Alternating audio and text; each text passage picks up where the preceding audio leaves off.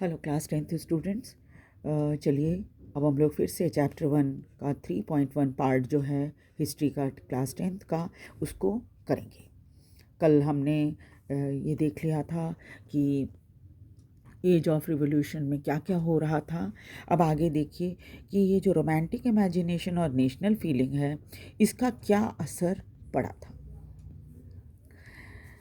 Nationalist feeling सिर्फ युद्ध लड़कर या फिर अपनी टेरिटरी को बढ़ाकर नहीं आता है ना। खाली टेरिटोरियल एक्सपेंशन अगर आप कर लें तो ऐसा नहीं है कि नेशनलिस्ट फीलिंग लोगों में आ जाएगी।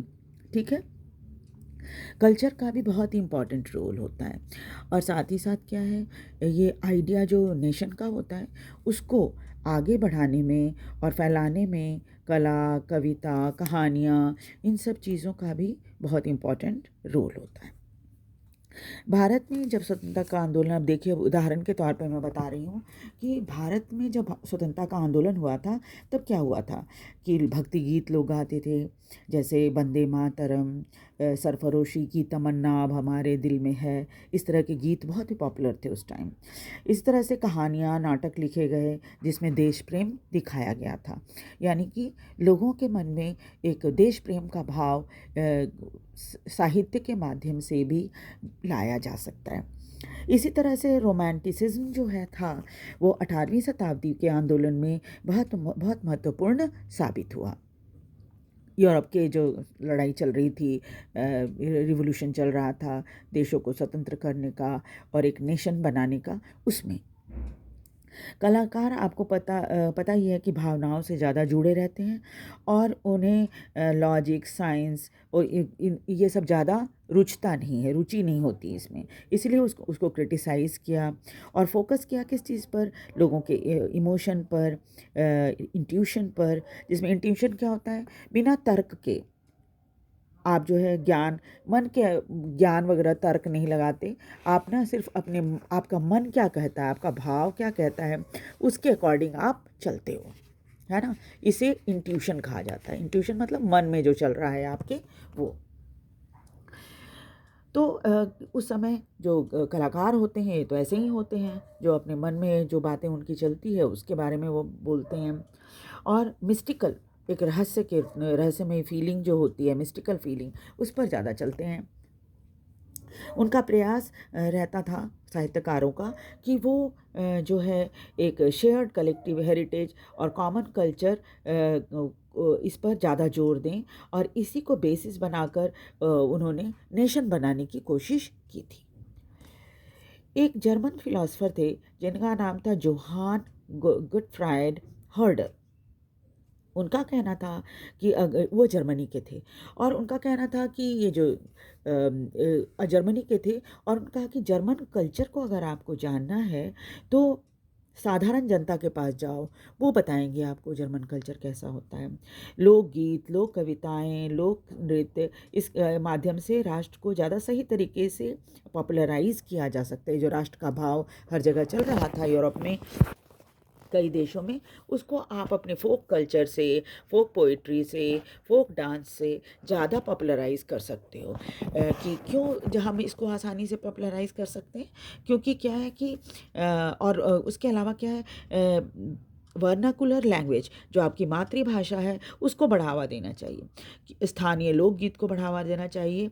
ऐसा वो क्यों कह रहे थे करने के लिए, क्योंकि लोग जो हैं वो उस समय ज़्यादा पढ़े लिखे हुए नहीं हुआ करते थे और इसी वजह से क्या था कि जब वो अपने से जुड़ी हुई, यानी फोक कल्चर जो है वो हमारे हमारे कल्चर से जुड़ा हुआ रहता है, तो स्वाभाविक है कि वो अपने कल्चर से जुड़ी हुई बातों को ज़्यादा ध्यान से सुनेंगे और साथ ही साथ उनको ये भी लगेगा कि हाँ कुछ जानी पहचानी बात है, तो वो उसको समझने की भी कोशिश करेंगे। यानी कम पढ़े लिखे लोग भी इस चीज़ को ज़्यादा अच्छे से समझ पाएंगे। ख़ास तौर पर पोलैंड के केस में आप देखिए, यहाँ पर जो था, पोलैंड का एक उदाहरण दिया हुआ है जिसमें आपको ये बताया गया, पहले भी हमने ये चीज़ पढ़ी थी कि पोलैंड का जब बंटवारा हुआ तो उसका कुछ हिस्सा जो था वो रशिया, प्रूसिया, ऑस्ट्रिया, इन सब के इन लोगों ने मिलकर पोलैंड का कुछ हिस्सा रशिया को दे दिया था। और इससे क्या हुआ कि पोलैंड जो था अब एक इंडिपेंडेंट कंट्री नहीं रह गया था, लेकिन पोलिश लोगों ने अपने मन में राष्ट्रवाद की फीलिंग को जिंदा रखा था अपने संगीत भाषा के माध्यम से। कैसे? अपने संगीत और अपने भाषा के माध्यम से। देखिए, म्यूज़िक और लैंग्वेज, इसकी मदद से उन्होंने क्या किया था, अपने जो एक पोलिश कल्चर है उसको जिंदा रखा था। आपको पता ही है, अब देखिए भारत के केस में क्या हुआ था।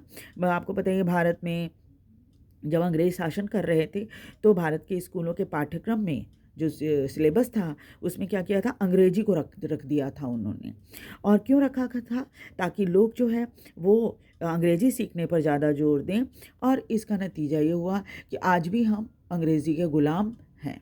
यानी कि अभी भी हमारे मन से ये अंग्रेजी भाषा निकल कर गई नहीं है। अभी भी मातृभाषा पर हम बहुत कम ध्यान देते हैं। लेकिन पोलिश लोगों ने क्या किया, अपनी भाषा को जिंदा रखा। रशिया के अधीन हो तो गए थे ज़रूर, लेकिन क्या हुआ था कि अपनी भाषा का वो प्रयोग कई जगहों पर करते थे।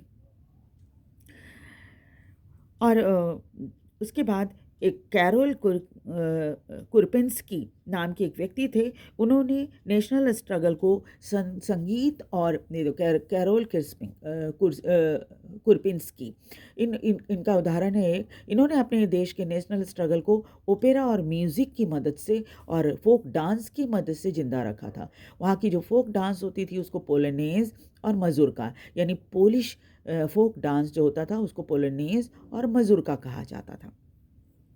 उन्होंने क्या किया, इन सबको एक सिंबल बना दिया पोलिश लोगों के लिए कि भाई ये आपका सिंबल है और आप इससे अपने आप को अपने देश से जोड़े रखो। नेशनल फीलिंग को बढ़ाने में लैंग्वेज और भाषा का भी महत्वपूर्ण योगदान होता है। ये चीज़ उन्होंने पोलिश लोगों को समझाई।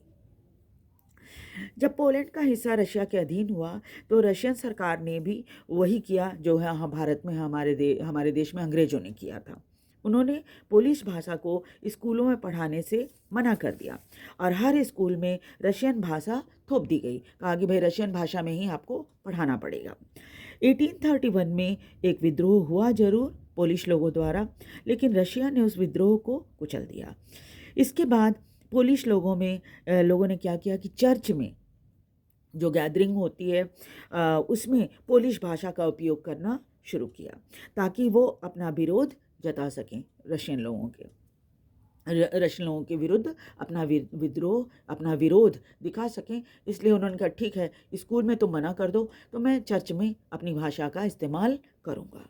उन्होंने एक शस्त्र बना लिया लैंग्वेज को देखिए, लैंग्वेज को उन्होंने क्या किया, एक वेपन बना लिया नेशनल रेजिस्टेंस दिखाने के लिए।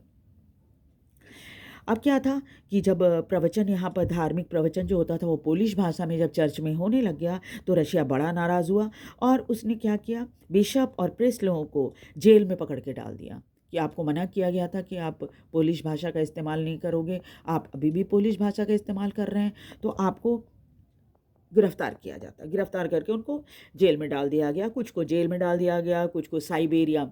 रशिया में एक बहुत ठंडी जगह है जिसका टेम्परेचर -डिग्री में होता है और ऐसे लोगों को कम से कम सुविधाओं के साथ क्या किया जाता है, वहाँ पर साइबेरिया में छोड़ दिया जाता है ले जाकर। लगभग 131 लाख वर्ग किलोमीटर में फैला हुआ है ये जगह। आप समझ सकते हैं कि ऐसी जगह में अगर किसी को छोड़ दिया जाए तो उसके जिंदा बचने की संभावना ना के बराबर रहती है। इनको ये सज़ा इसलिए दी गई थी क्योंकि चर्च में रशियन भाषा में प्रीच करने के लिए यानी प्रवचन करने के बजाय वो पोलिश भाषा में प्रवचन किया करते थे और उन्होंने पोलिश भाषा को स्ट्रगल का एक सिंबल बना दिया था रशियन डोमिनेंस के विरुद्ध। और वो चाहते थे कि भाई किसी तरह से हम अपना विरोध जताते रहें, बेशक रशियन सरकार जो है वो उनसे नाराज़ होती रहे।